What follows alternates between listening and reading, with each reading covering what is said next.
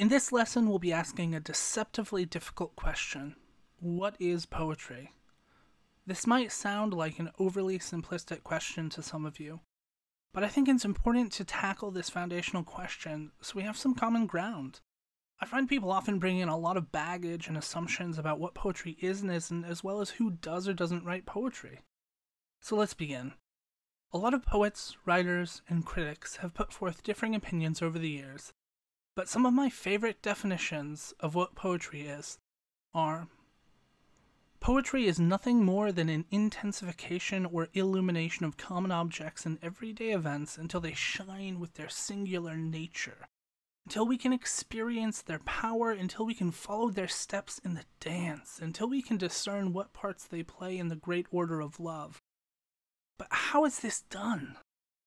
By screwing around with syntax. Tom Robbins. Poetry is not an expression of the party line. It's that time of night, lying in bed, thinking what you really think, making the private world public.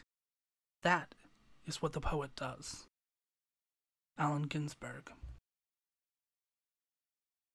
Poetry is the journal of the sea animal living on land, wanting to fly in the air. Poetry is a search for syllables to shoot at the barriers of the unknown and the unknowable. Poetry is a phantom script telling how rainbows are made and why they go away. Carl Sandburg. In short, poetry is a powerful and mysterious communicative force wielded by those who are compelled, for whatever reason, to push against the world around them, to pursue the truth at all costs and at all times. So can you be a part-time poet? Or do we all have to quit our jobs and live out of our cars while searching for endless open mics to read at?